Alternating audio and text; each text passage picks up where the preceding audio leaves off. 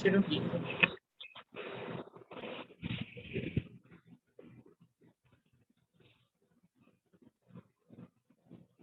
बोलो श्री कामनाथ प्यारे की जय। बोलो श्री सतगुरु महाराज की जय।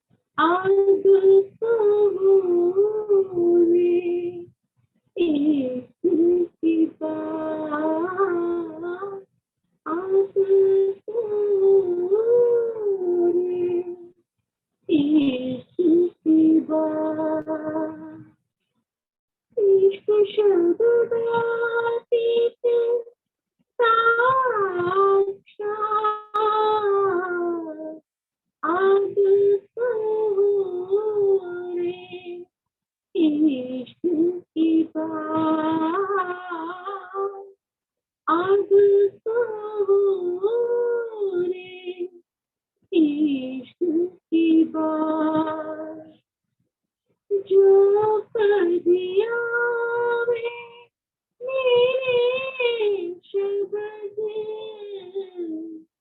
जो कर दिया वे मेरे शब्द, तो क्यों देता वक्त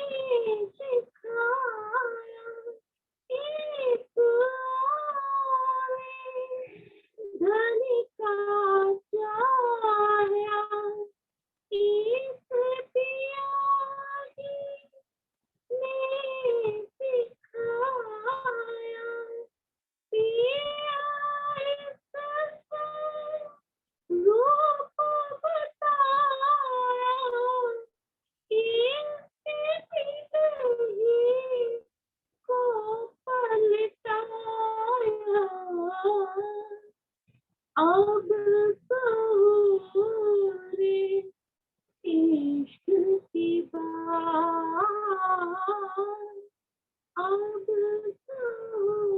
सारे इश्क की बात, इश्क शब्द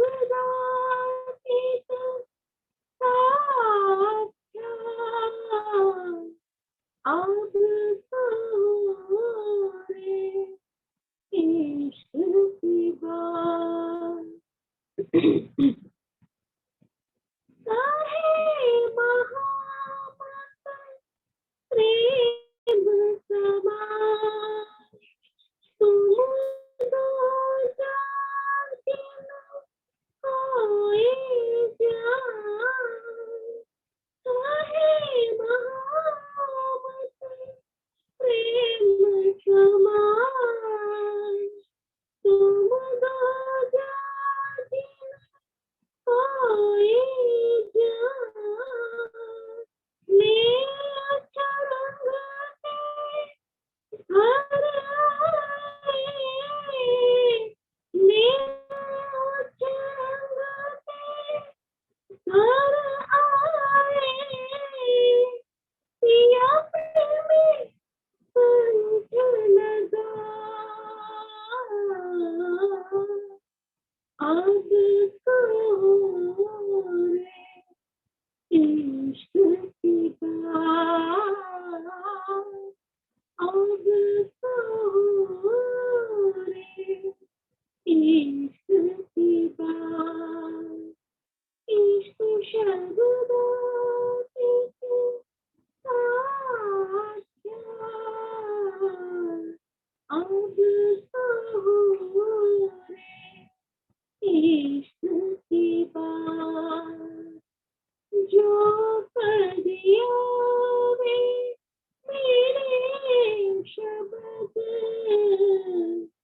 जो सदियों में मेरे शब्द का, जो दे सबक कर रज, अब सारे इश्क की बात, अब सारे इश्क की बात। श्री प्राणनाथ प्यारे की जय, बोलो श्री सतगुरु महाराज की जय। धन्यवाद अंजू।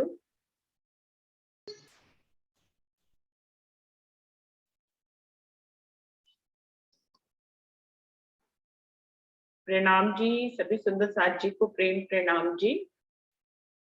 प्रथम लागू दुई चरण को, धनिये न छुड़ाइयो खीन, लाख तली लालेड़िया मेरे जीव के ही जीवन, इन पाँव तले पड़ी रहूं, धनी नजर खोलो बातू, पलना वालू निरखु नेत्रे मेरे जीव के ही जीवन, मेरे जीव के ही जीवन। चर्चा प्रारंभ होत है, सुनो साथ चित दे, भजो राज क्षमा श्री प्राणनाथ, सखी जीवन हमारो ए। श्री महामति कहे साथ जी, भया चर्चा का वखत, अब तुम सुनियो चित दे, लाल आगे आए बैठे इन तखत, लाल आगे आए बैठे इन तखत। बोलिए श्री प्राणनाथ प्यारी की जय, बोलिए श्री सद्गुरु महाराज की जय।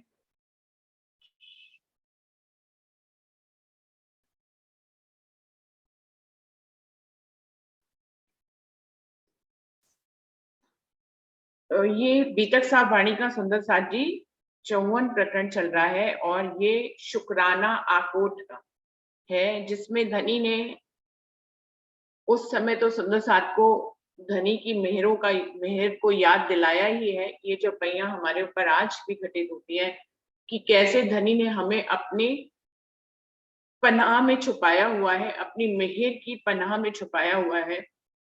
पूरी दुनिया के लोग जिस बात से लड़ते हैं, जिस बात में उनका जीवन व्यतीत हो रहा है, हम उनसे अलग हैं और किस तरह से धनी ने हमें अपनी मेहर में छुपा रखा है। ये इस प्रकरण में धनी हमें हर चौपाई में ये याद दिला रहे हैं।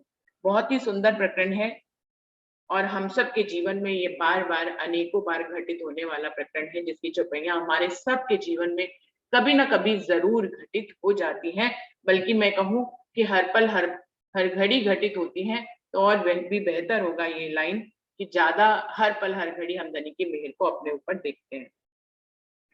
तो 16 चौपाई हो गई थी, 17वीं चौपाई से आगे बढ़ रहे हैं। ए जो बातून की मेहर है ऊपर रूहन और ऊपर मेहर बजूद के, सो जाहिर देखो मोमिन। वो कह रहे हैं बातूनी मेहर के बारे में तो आपको बताया, अब जाहिरी मेहर जो बजूद के ऊपर होती है, जो इन आंखों से भी दिखाई देती है।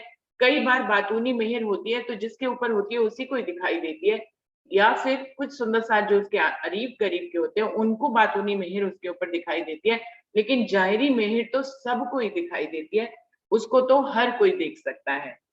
पहले मूल ब्रज में ने तित पड़े विघन, सो सारे दफे हुए संसार में धन धन। वो कह रहे हैं अगर पहले सबसे पहले दिन ब्रज की बात करें तो ब्रज में कितने विघन पड़े, कितने राक्षस मारने के लिए आए। कभी इंद्र का प्रकोप हुआ, अकासुर, बकासुर, पूतना, कितने राक्षस जो है वो कंस ने भेजे।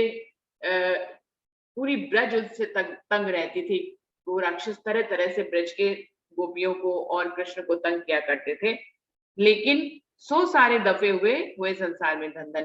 तो सारे विघ्न धनी ने अपनी मेहर से उनको दूर किया और संसार में आज भी ब्रज की सुंदरियां जो हैं वो धन धन मानी जाती हैं। लोग उनकी चरण धूलि देने के लिए आज भी त्रिदेवा भी तरसते हैं। तो कितने विघ्न पड़े, उन विघ्नों को खत्म किया, ऊपर से हम सब रूहों को इतना बड़ा ओहदा दिलाया ब्रज में कि त्रिदेवा तक हमारे चरणों की धूल को मांगते हैं, उसकी इच्छा रखते हैं। तो सुंदर साथ जी, हम आज अगर सोचें, अपने आप को ब्रजवधु के रूप में सोचें और हम सोचें कि त्रिदेव हमारी धूली को मांगते हैं, तो कई बार हम अचंभित हो जाएंगे कि ऐसा कैसे। लेकिन ये धनी ने हमें ये महिमा दी है और ऐसा उन्होंने करके दिखाया, हमें अपनी मेहर के तले रखा।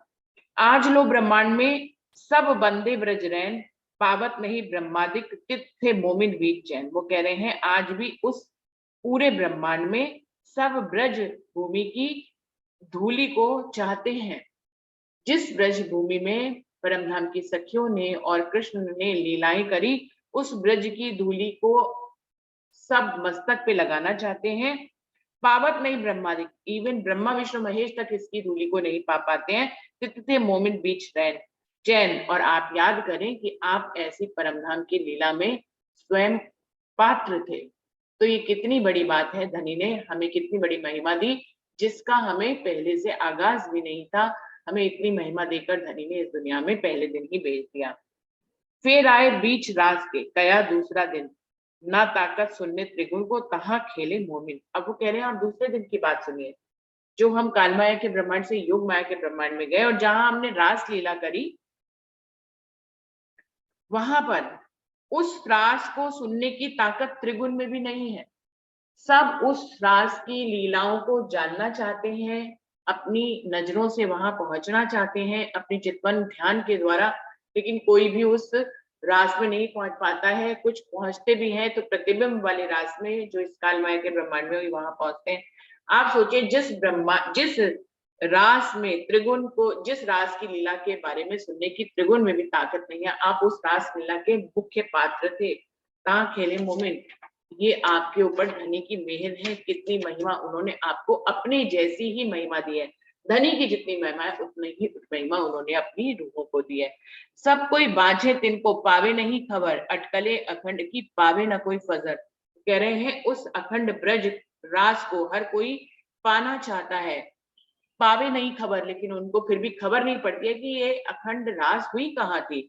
अटकले ब्रह्मांड की पावे ना कोई फजर। सब लोग अटकल लगाते हैं तो भी कोई उस अखंड रास तक नहीं पहुंच पाता है, और तुम ऐसी रास के स्वयं मुख्य पात्र थे, आपने वो रास खेली। और इस ब्रह्मांड में भी इस तारतम वाणी की भी शुरुआत धनी ने, जहां सारे शास्त्र उस रास लीला के बारे में सोचते हैं, वहां पाने की कोशिश करते हैं, नहीं पहुंच पाते हैं। हमारी ब्रह्मवाणी उसी रास से शुरू होती है सुंदर साथी। तो जहां सबकी सोच खत्म होती है, वहां से तारतम वाणी की तो सोच स्टार्ट होती है। तो सोचने वाली बात है, धनी ने हमें कितनी बड़ी नियामतें दी हैं और अपनी मेहर के तले रखा हुआ है। रास रात ढूंढन की अटकल करे अनेक, हाथ कछु न आवही बिन मोमिन न पावे एक।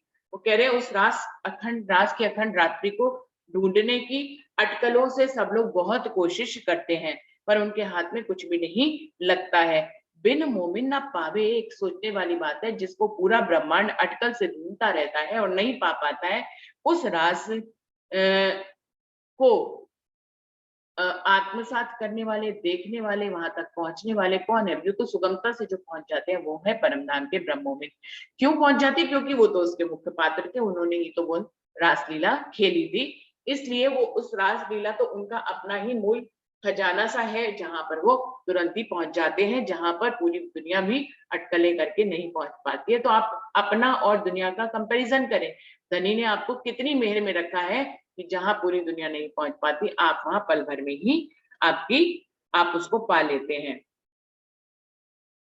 रास लीला खेल के आए बरारब श्याम, सो वास्ते मोमिन के पूरे के मनोरथ काम। वो कह रहे हैं अब दूसरे दिन में रास लीला खेलने के बाद फिर बरारब में आए मोहम्मद सलाम के रूप में। वो भी किस लिए? मोमिनों के वास्ते। पूरे किए मनोरथ काम, क्या इच्छा है उन्होंने पूरी करी? धनी ने ये भी कहा था हमसे परमधाम से उतरते से पहले कि तुम वहां जाकर मुझे भूल जाओगी, लेकिन मैं गवाहियां लिखवा दूंगा शास्त्रों में, और उनको तुम तक पहुंचाऊंगा। तुम भी उनको समझ लोगे, पढ़ोगे, लेकिन फिर भी जान नहीं पाओगे। तुम भी सुन सुन रोएसी पर होश में ना आवे कौन। श्यामा मरानी जो कुंजी लेकर आई, उससे कुरान के सारे भेद खुल गए, लेकिन फिर भी हमारी जाननी नहीं हो पाती है। तो सुंदर साथ जी, देखिए कितनी मेहर धनी ने करी कि हमारे आने से पहले ही गवाहियां हमारे बारे में गवाहियां लिखवा दी। इस प्रकार से वो हमारी सारी इच्छाओं को पूरा कर रहे हैं। ए दिन तीसरा कया माजजे दिखाए अनेक, 11 से बरस आगे गया कोई अरथ न पावे हरफ एक। वो कह रहे हैं ये तीसरा दिन है इस ब्रह्मांड में, धनी का ये तीसरा दिन है जो मोहम्मद सलाम का है।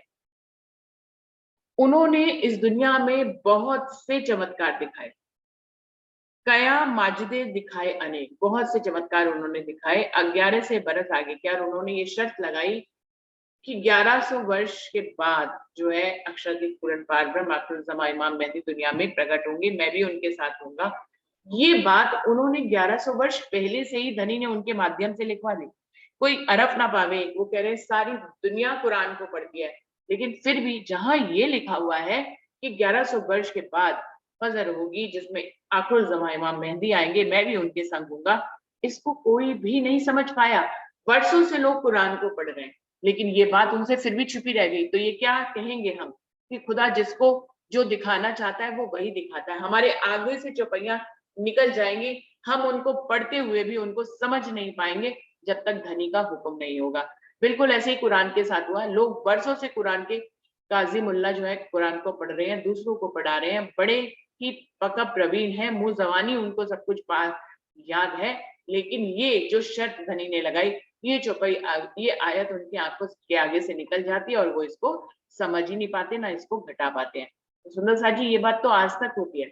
हम ब्रह्मवाणी को बार बार क्यों पढ़ते हैं?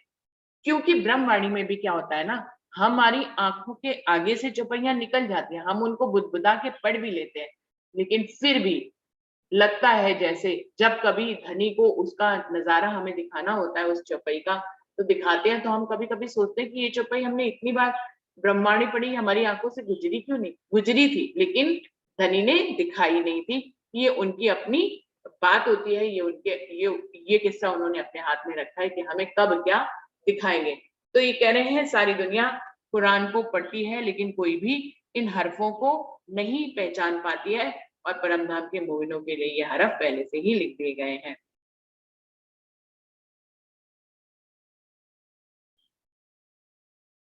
दिन चौथे मिने धरा रसूले कदम, तिन पाँव सूझ ना किया जागे ना कोई आतम। फिर चौथा दिन आया, चौथे दिन धनी देवचंद जी आए, उनके साथ ही 12,000 मोमिन भी इस दुनिया में आ गए। दिन चौथे मिने धरा रसूले कदम, रसूल हमेशा राज्य को ही कहा जाता है कि उन्होंने चौथे दिन में कदम रखा, यानी कि धनी देवचंद जी की लीला में धनी देवचंद जी यहाँ आए। तिन पाँव सूझ ना किया जागे ना कोई आतम, उन्होंने बहुत सी लीलाएं तो करी, पाँव भी चलकर दिखाए, लेकिन उस समय जागनी रूहों की जागने का हुक्म नहीं था तो नहीं जागी। तो ये सब कुछ धनी के हाथ में है। हम बहुत से टॉपिक लाते हैं, सुबह साथ भेजते हैं, हम बहुत सा वाणी मंथन करते हैं, हम बहुत सी जाहिरी बातों को समझते हैं, हम बहुत सी बातूनी बातों को भी अब समझने लग गए हैं। लेकिन सुंदर साथी, मुझे तो इतना पता है, कितनी भी जाहिरी बातें कर लें, कितनी भी बातूनी बातें कर लें, कितने भी जाहिरी या बातूनी अर्थ निकाल लें हर चौपाई के, पीतक साहब के, चाहे वाणी के, 100 बात की एक बात है कि सब धनी के हुक्म से पे ही डिपेंड करता है। हम बार बार वाणी मंथन कर लें, लेकिन हमेशा धनी ने कहा है कि वाणी मंथन करते रहना चाहिए, बैठक बंद नहीं करना चाहिए। तो हम बार बार वाणी मंथन करते हैं, इससे हमें लज्जत मिलती है। क्यों हम बार बार वाणी मंथन करते हैं? हम एक बार स्वरूप साहब कंप्लीट कर लेते हैं, हम फिर से शुरू कर देते हैं। तो क्यों करते हैं? क्योंकि सुंदर साथ जी, हम जब जब वाणी मंथन करते हैं, हमें अनेकों प्रकार की लज्जतें मिलती हैं। हमने एक ही चौपाई पे शायद आज से 1 साल पहले भी मंथन किया हो, लेकिन तब एक अलग लज्जत मिली। उसी चौपाई पे आज 1 साल बाद फिर से मंथन करिए, फिर एक अलग लज्जत मिलती है। तो ये लज्जतें देने के लिए धनी आए हैं, जो अपने हुक्म से हमें बार बार वाणी मंथन कराते हैं। हम एक ही ग्रंथ को बार बार भी पढ़ते हैं तो भी हमें एक अलग अलग लज्जत मिलती है। तो ये क्रम मुझे लगता है हमारे मरने तक चलना चाहिए, क्योंकि धनी ने कहा है बैठक न कीजो बंद, और बार बार वो हमें अनेक अनेक लज्जतों से, अनेक अनेक नियामतों को हमें देते हैं। और इस प्रकार से हम बार बार पढ़ते हुए भी कुछ ऐसी चौपाइयां होती हैं जो हमारी आंखों के आगे से निकल जाती हैं, हमारे होठों के ऊपर से भी होकर गुजर जाती हैं, लेकिन फिर भी हमें जब उसकी लज्जत 6 महीने बाद या 8 महीने बाद उस चौपाई से धनी हमें देते हैं, तो हम सोचते हैं कि ये पहले हमने क्यों नहीं पढ़ी चौपाई। तो बिल्कुल ऐसे ही है, धनी हमें अपनी मेहर के नीचे इस तरह से रखते हैं। क्या कह रहे हैं? चौथे दिन में आए धनी, लेकिन स्वयं धनी ही तो आए हैं, धनी देवचंद जी के रूप में भी स्वयं धनी आए हैं। अब ये हुक्म नहीं तो और क्या है? अब इस पे हम भले चाहे जितने भी टॉपिक निकाल लें कि धनी देवचंद जी ने आड़िका लीला करी, फिर जागनी क्यों नहीं हुई, धनी ने उस समय वाणी क्यों नहीं उतारी, या 5वें दिन में ही वाणी क्यों उतारी, तो उस समय आड़िका लीला 5वें दिन में क्यों नहीं चली। तो हम बहुत से टॉपिक इस पे कर सकते हैं मंथन। लेकिन आप देखें कि चौथे दिन में भी राज्य आए हैं, 5वें दिन में भी राज्य आए हैं, उनको चौथे दिन में वाणी उतारने की लीला नहीं करनी है तो नहीं करी, उनको आड़िका लीला ही करनी है तो करी, 5वें दिन में उनको वाणी ही उतारनी है तो उतारी। दोनों ही रूपों में राज्य ही तो आए हैं, उनको जो करना है जिस समय अपने हुक्म से, उस समय उनको वही करना है। अब धनी ही तो जगा रहे हैं, चाहे आड़िका लीला के माध्यम से जगा रहे हैं, लेकिन फिर भी रूहें नहीं जाग रही हैं। तो हमारे मन में ये आए कि भाई जब आड़िका लीला से जागनी ही नहीं थी तो क्यों आड़िका लीला करी। इस तरह के टॉपिक भी आए जिन पे हम लोगों ने बात करी। तो मैं तो कहती हूँ कि एक ही बात है, मंथन करना चाहिए, हमें सबके विचार सुनने चाहिए, उनके पीछे के कॉन्सेप्ट समझने चाहिए, उनपे कुछ जाहिरी कुछ बातूनी बातों की रोशनी पड़ती है। लेकिन मैं तो ये कहती हूँ कि धनी को अपने हर दिन में जो करना था वो पहले से निश्चित था। अब धनी को ही उस समय आड़िका लीला करनी थी, और आड़िका लीला करके भी रूहों को सुलाना था तो उन्होंने सुला दिया। फिर 5वें दिन में उनको पूर्ण सूरज की रोशनी के रूप में वाणी को लाना था और रूहों को जगाना था, तो रूहें जागी। तो धनी, इसमें हम क्या बोले, इसमें हम क्या सोचे, हम क्या बोले, जब धनी स्वयं ही ऐसा करना चाह रहे थे कि चौथे दिन में उनको आड़िका लीला करनी थी और फिर रूहों को जगाना था और फिर सुलाना था, तो धनी ही ऐसा करना चाह रहे हैं।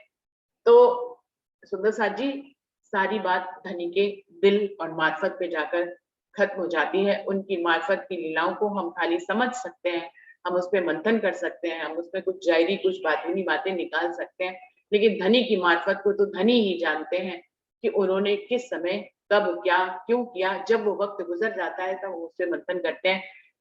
चौथे दिन में ऐसा क्यों हुआ तब प्रश्न नहीं उठा सकते। आज 6ठा दिन चल रहा है, तो आज हम पहले दिन, दूसरे दिन, तीसरे, चौथे, 5वें दिन की लीला पे मंथन कर सकते हैं।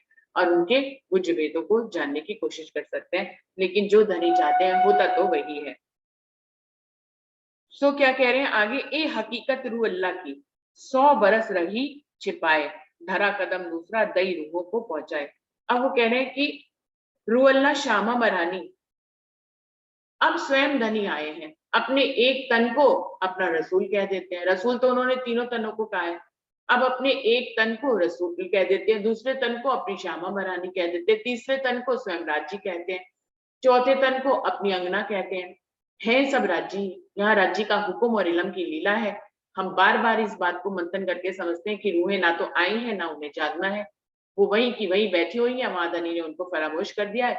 अगर यहाँ आया है कोई तो धनी ही तो आए हैं, धनी का हुक्म आया है, धनी का इलम आया है, उसी ने ही रूहों का वेश धारण किया है, धनी के हुक्म ने रूहों का वेश धारण किया है, और धनी का इलम जो है वो हुक्म को मिल रहा है।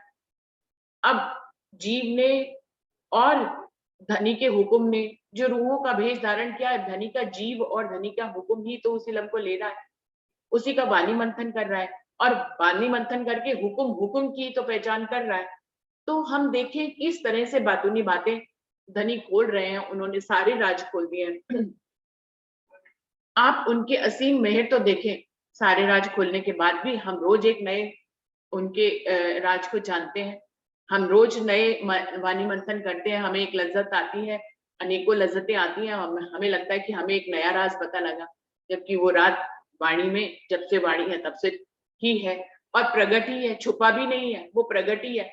लेकिन वो प्रगट होते हुए भी हमको जब नजर आए, हमारे लिए तो प्रगट तब है ना जब तक हमें नजर नहीं आए, तब तक वो छुपा हुआ है, जबकि वो हमेशा से है वाणी। तो ये धनी की मेहर है। वो कह रहे हैं हकीकत रूह अल्लाह की 100 बरस रखी छपाए। अब उनको 100 बरस तक छुपा के रखनी थी श्यामा महारानी की महिमा को, तो छुपा के रखा, इसलिए आड़िका लीला में जगाया भी फिर सुलाया भी। तो ये धनी की मेहर है, ये धनी का हुक्म है। कह रहे हैं हकीकत रूह अल्लाह की 100 बरस रखी छपाए। श्यामा महारानी क्या अपनी महिमा को छुपाना चाहती थी? चौपाइयों में आता वो छुपाना ही नहीं चाहती थी, वो तो धनी से बार बार कहती थी, अर्जियां करती थी कि जागनी मुझसे कराओ, लेकिन धनी के हुक्म के आगे किसकी चलती है? तो उन्होंने श्यामा महारानी की हकीकत को 100 वर्ष तक छुपा के रखा। 1735 तक उनकी महिमा छुपी ही रही। फिर उनकी अर्जी मान भी ली, अर्जी मंगवाई भी खुद। क्यों मंगवाई? क्योंकि उनको पूरी करनी थी। 1735 के बाद श्यामा महारानी की 40 वर्ष की बादशाही शुरू करा दी और उनकी महिमा को आसमान पे पहुंचा दिया दूसरे जामे में। तो क्या करते हैं धनी, खुद ही मंगवा भी देते हैं, जो उनको करना होता है उसकी कुछ बात मंगवा देते हैं, फिर उसको अपने समय पे पूरा भी कर देते हैं। ये सारी बातें क्या बताते हैं सुदर्शन जी, कि जब जब हमारे दिल में कुछ चाहना की इच्छा होती है, राज्य की तरफ की चाहना की, माया की चाहना की बात नहीं कह रही हूँ, राज्य की तरफ की चाहना की कोई बात हमारे दिल में उत्पन्न होती है, कोई चाहना उत्पन्न होती है, तो मुझे तो ऐसा लगता है कि उसको पूरा कराना होता है धनी ने, इसलिए पहले से भूमिका बनवा के हमसे ही मंगवा लेते हैं। हम जिस बात को नहीं भी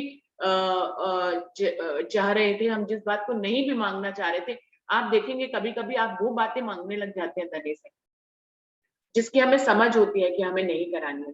एग्जाम्पल के रूप में मैं बता रही हूँ, कभी कभी रूहों के दिल में मैं अपनी ही दिल की बात करती हूँ। पहले पहले जो था मंच पे बोला करती थी, फिर एक समय आया मैंने बोलना बंद कर दिया, फिर बोलना शुरू किया, फिर चाहना उत्पन्न कर दी, फिर से ये हुआ कि फिर से बोलूं।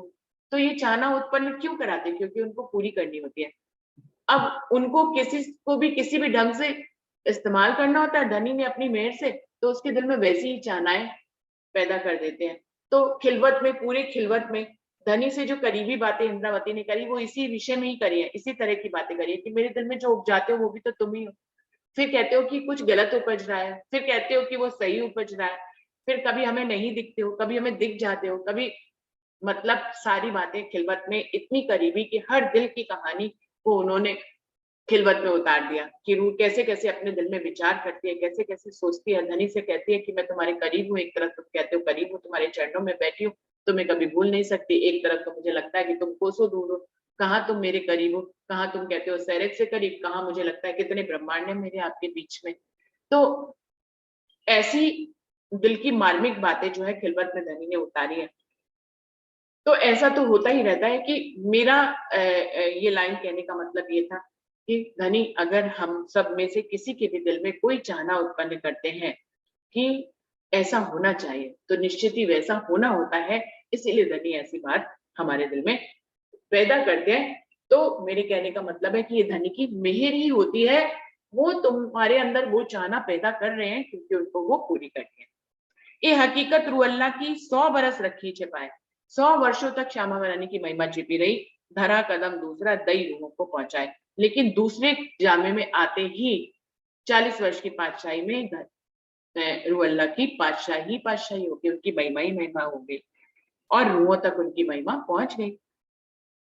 ए दिन पांचवा इमाम की इमामत, सो दरवाजा जाहिर क्या फर्दा रोज कयामत। और ये पांचवा दिन है जबकि स्वयं राज्य इंद्रावती के तन में आए, उनको हक की स्वरूप राज्य महाराज की महिमा दी गई, इनको आखिरी इमाम बोला गया। यहाँ पर इमाम की इमामत चली, सो दरवाजा जाहिर किया फर्दा रोज कयामत, जिसको कुरान में कहा गया था कि कल के दिन कयामत के समय पे खुद इमाम मेहदी आएंगे, वो दरवाजा यहाँ पर आकर खुल गया 5वें दिन में। ए चीनों सूरत रसूल की वास्ते काम किए मोमिन, कई लोगों दिखाए मास्ते तो ही न पतीजे मन। अब क्या कह रहे हैं कि ये आप पहचानो, ये रसूल की 3 जो सूरतें हैं, ये धनी की ही 3 सूरतें हैं।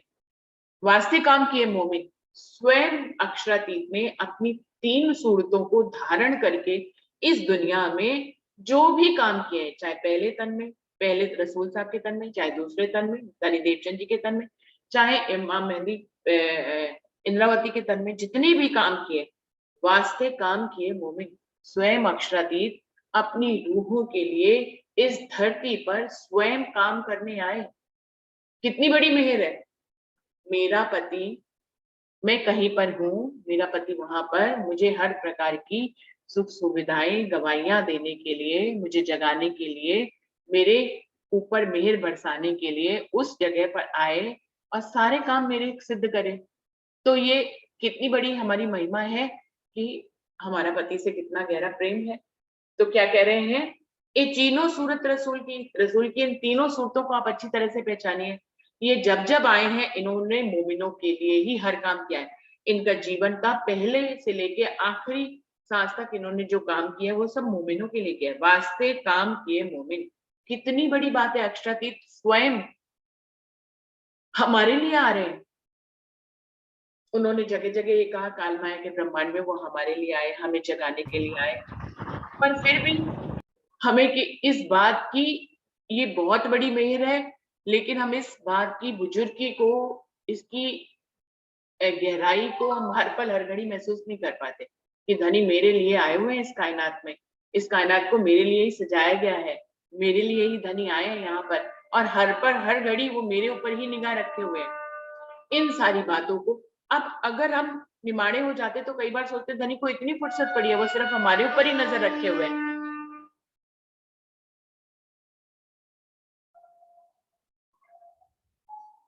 तो सुंदर साथ जी, हम ऐसा पता कैसे क्यों सोचते हैं, क्योंकि हमारी यहाँ की बुद्धि कई बार काम करती है, तो हम सोचते हैं कि वो उनको क्या पड़ी है कि वो सिर्फ हमारे ऊपर ही ध्यान दे रहे हैं।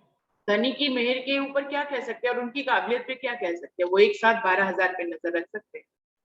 उनको किसी पे नजर रखने के लिए जो है कुछ ऐसा नहीं सोचना है कि भैया खाली उन्हीं के ऊपर नजर रख रहे हैं, ऐसी उनके पास कहाँ फुर्सत है। बिल्कुल वो 12,000 पे नजर रख सकते हैं। उनकी का वो सर्वसम्मत है, एक साथ एक पल में एक ही समय में वो 12,000 को अपनी नजरों में ले सकते हैं। जब 12,000 को अपने चरणों के नीचे बिठा सकते हैं तो उनके लिए 12,000 को अपनी नजरों में लेना कितनी बड़ी, कौन सी बड़ी बात है। तो कह रहे हैं ये तीनों सूरत रसूल की वास्ते काम किए मोमिन, ये 3 सूरत जो रसूल के हैं, जो खुदा के हैं, जो इस दुनिया में आए हैं, उन्होंने अपने जीवन में जितने भी पल यहाँ पर धनी ने उस उनके माध्यम से काम किया, उन्होंने सब काम हमारे लिए किए, हर पल हर घड़ी रूहों के लिए ही काम किए हैं। क्या लोगों दिखाए मालदे तो ही ना पतीजे मन, उन्होंने तरह तरह के चमत्कार दिखाए। सुंदर साथ जी, यहाँ पे मैंने तीनों रसूल को ले लिया है, पर वास्तव में ये अगला खंड पढ़ने पे मुझे समझ में आया सिर्फ पहले रसूल की बात कर रहे हैं। ये तीनों सूरत रसूल की वास्ते काम किए मोमिन, ये रसूल साहब की जो पहली सूरत है, इनकी आप पहचान करिए। इन्होंने मोमिनों के वास्ते ही सारे काम किए। क्या लोगों दिखाए माजर, उन्होंने अपने समय पे दुनिया में बहुत से चमत्कार भी करके दिखाए, तो ही ना पतीजे मन फिर भी वहां की दुनिया के लोगों को उनको चमत्कार देखने के बावजूद भी उस अक्षरातीत इमाम मेहदी जिसको आना था 11वीं सदी में आने के लिए, वो इस बात तक उनकी अकल उनकी समझ नहीं पहुंची। जब छठा दिन जुमे का जहां मोमिन जमा भय, ये सब होत दिन वास्ते सुकन जबराइले कहे। छठा दिन आ गया, 5वें दिन इमाम की इमामत हुई, दरवाजा जाहिर हो गया। रसूल की 3 सूरतें जो आई उन्होंने मोमिनों के लिए ही हर काम किया। और छठा दिन जिसको जुमे का दिन कहते हैं, यानी कि शुक्रवार की नमाज जो मुस्लिम लोग पढ़ते हैं उसको बोलते हैं जुमे की नमाज, बहुत ही महत्वपूर्ण होती है। अब छठा दिन जुम्मे का जहां मोमिन जमा भय, जहां